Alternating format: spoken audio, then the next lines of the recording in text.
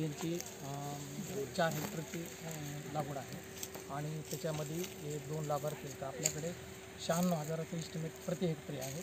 त्याच्यामध्ये अल्पभूधारक असेल तर त्याला 75% अनुदान आहे, म्हणजे हेक्टरी 63,हजार भेटतं आणि 65% मध्ये 54,000 रुपये भेटतं.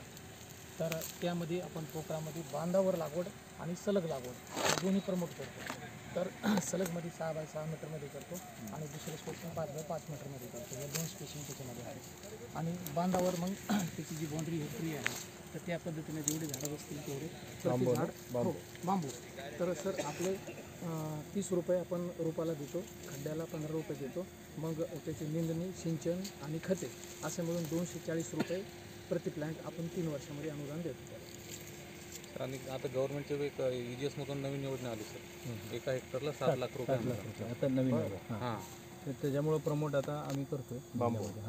आता ह्याचं स्पेसिंग 15 बाय 15 सर रिकमेंड आहे टेक्निकली. आणि 3 वर्षानंतर फर्स्ट क्रॉप कटिंगला येतं याचं 3 वर्षानंतर. आणि मग दरवर्षी त्याचं यील्ड चालू राहतं 40 ते 50 वर्षापर्यंत. परत तुम्हाला रिप्लांटेशनची गरज नाही. आणि मिनिमम तुम्ही विदाऊट एनी प्रॅक्टिसेस तुम्हाला 30 ते 40 टनापर्यंत एका हेक्टरला यील्ड येतं. आणि जर तुम्ही त्याचं प्रॉपर मॅनेजमेंट केलं तर 50, 60, 70 टनापर्यंत पण पर एकर यील्ड येतं. आणि मिनिमम दरवर्षी इन्क्रीजिंग आहे सर. याच्यातून सिलेक्ट करून काढणार बाकीचे राहू दे. हो सर, आता याच्यात आम्ही काय करणार आहे, जे पहिल्या वर्षी जे ग्रोथ झालेले याला आता कलर करणार आम्ही, रेड कलर जो XYZ.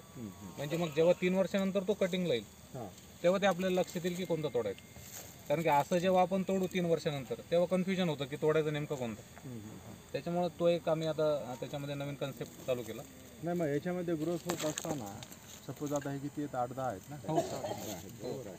आता एक जे छोटी जी दिसती, हो म्हणजे ती छोटी ही सर, हे कमी वयाची असेल का कमी? नाही, ती जी आपण प्लांटेशन केलं ना ती आहे ही येते. हा.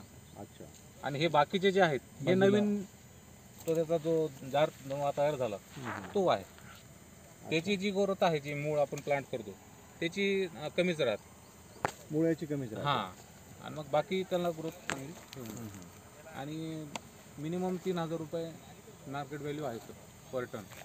3,000. हां, मिनिमम 1 लाख रुपये शेतकऱ्यांना काही न खर्च करता, खुरपण नाही, डोरपण नाही, खत नाही, पाणी नाही, राखण नाही, आणि म्हणजे कुठल्याच प्रकारची आसमानी सुलतानी संकटाची भीती ह्या पिकाला नाही. म्हणून मुख्यमंत्री साहेब पण स्वतः बांबूचा विषय प्रमोट करतात.